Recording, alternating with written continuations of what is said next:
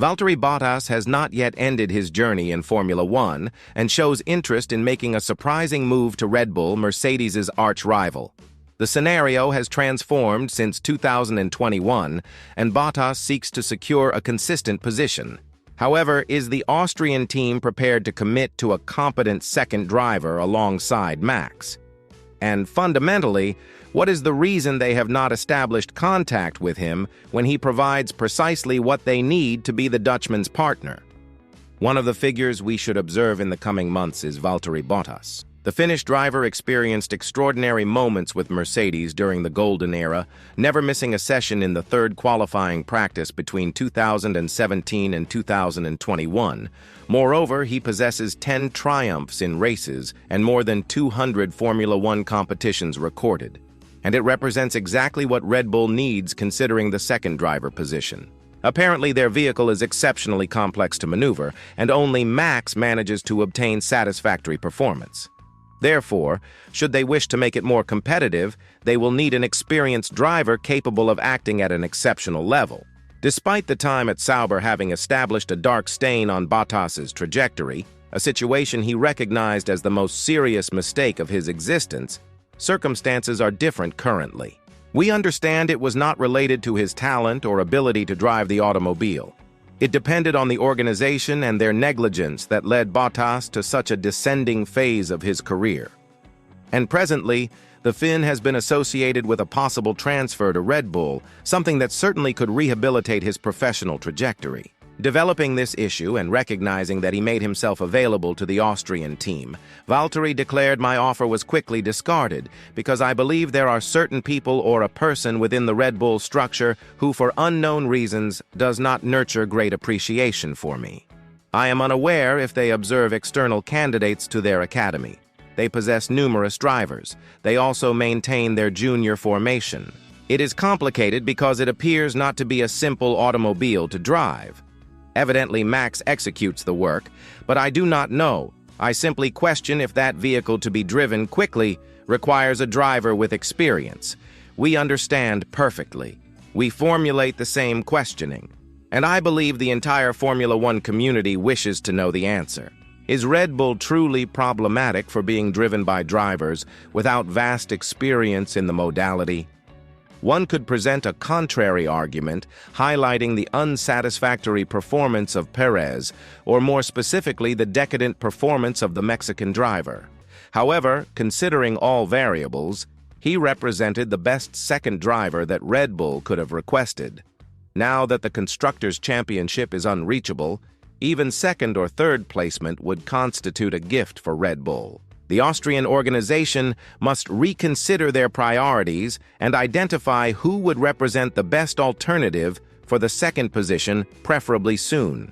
Christian Horner recognized that although it appears Tsunoda is protected presently, he cannot guarantee he will maintain the position at Red Bull in 2026. For the Japanese driver to achieve such objective, he will need substantial improvement in the current campaign, which will be extremely challenging due to the descending trajectory faced in recent competitions. It does not represent something we would wish for any Red Bull driver, considering the generalized perception currently is that the position is cursed and is seen as degradation. Regardless of the team of origin, it is evident that Red Bull does not aspire to a second driver from external hiring because they had the chance to recruit Sainz and allowed him to escape. The Spaniard confessed he would have analyzed a Red Bull proposal, but understands precisely why it never materialized. When one possesses a driver of Max's level, the second driver must be someone capable of scoring points and maintaining relevance, but simultaneously someone who will not threaten his supremacy at Red Bull. Not that Sainz would have executed this immediately, but should one place him in equivalence with all other available alternatives, he would face the most difficult period, accepting becoming a secondary driver in a competitive team. Discussing Tsunoda's future and how an opportunity could arise early, Horner proceeded declaring, "I believe I will adopt a strategy from Briatore's manual and affirm I do not wish to respond. Observe. These are initial moments for Yuki. He is adapting. He participated in third qualifying practice. conquered points and scored from the pit lane. He also experienced some incidents, therefore possesses an extensive path ahead. We will make decisions. We possess abundant time. I believe our only alternative is to grant time and support to Tsunoda and seek to obtain a configuration in which he deposits confidence. Driving these vehicles involves complete confidence and represents what he must discover. I believe he will achieve the objective. He is fast. He simply needs to unify everything. The narrative, however, directed itself more toward Isaac Hadjar representing Red Bull's next driver instead of Valtteri Bottas. The question that both Hadjar and Red Bull must clarify is whether this would or would not constitute an elevation for the Frenchman. We observed how much he progressed with RB currently conquering double the scoring that Tsunoda obtained in the Formula One season. And it deserves highlight that Yuki possessed 3 points when elevated to Red Bull from Japan onward, while Hadjar possessed 0, directing himself to the third race of the season. Presently, Hadjar finds himself with 21 while Tsunoda possesses 10, and even Lawson obtaining 4 points with RB constitutes a clear indicator that automobiles behave in very distinct form. This could represent a good signal for Red Bull to consider external hiring early, situation where Bottas adapts perfectly. However, the principal obstacle here is that the Austrian organization needs to promote Arvid Lindblad equally. The young man is experiencing an absolutely exceptional season in Formula 2, and presently it is evident that Formula 1 constitutes the objective for him. Both Horner and Marco admitted such situation. Consequently, it would be merely logical to promote Hadjar, position Lindblad at RB, and observe what the future reserves for Tsunoda.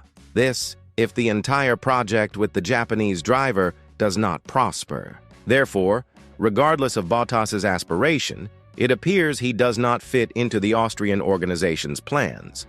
So what does reality analysis reveal to us about Valtteri? No doubts exist that he will remain a valued resource on the grid, especially due to his great desire to return to the sport after remaining temporarily away. A promising perspective is Cadillac, considering the American organization expressed interest in recruiting the Finn alongside Pérez for their inaugural season. And Bottas himself remains firm that an enterprise like Cadillac represents something that would awaken much interest. As he proceeded explaining, if he were present as driver, it would be genuinely fascinating because one could start from zero. The team starts from nothing and you could exercise significant influence on certain aspects, like which direction to follow. This would be extremely motivating and gratifying when success arrived. But what would occur if Bottas and Cadillac did not establish harmony? An intriguing alternative exists at Alpine, considering the French team will compete with Mercedes propulsion from 2026 onward. This provides the Brackley-based organization an interesting chance to make Bottas's services available to one of their client teams. And addressing this question, the 10-time winner recognized it as a legitimate opportunity. Additionally, it appears Alpine faces difficulties with second driver Colapinto's performance, as the Argentinian arrived to substitute Australian Ocon, who faced problems. According to Valtteri, an appropriate possibility exists that he could compete with Alpine early. As he added, Alpine possesses a Mercedes power unit for the future, which I consider a correct decision. They are with the second driver this year, and I believe the next competitions will demonstrate how this develops. Experience always manages to assist, but much politics exists in this sport. I do not possess tens of millions to finance a position, for example. It depends on the organization, but I maintain some personal partners who could associate with me, but not in the magnitude of some others. Let us wait and observe if you compete to verify how situations develop. One never knows if something materializes. Regardless of this, Bottas ensured to confirm his future remains in Formula 1. It represents Plan A, to which he must dedicate himself integrally. Considering all this, do you believe a legitimate possibility exists to observe Bottas in Formula 1 early? And more fundamentally, do you believe it will be with Red Bull in a surprising turn of events? Communicate to us through the comments below. And once you execute this, make sure to select the video that appears on the screen at this exact moment.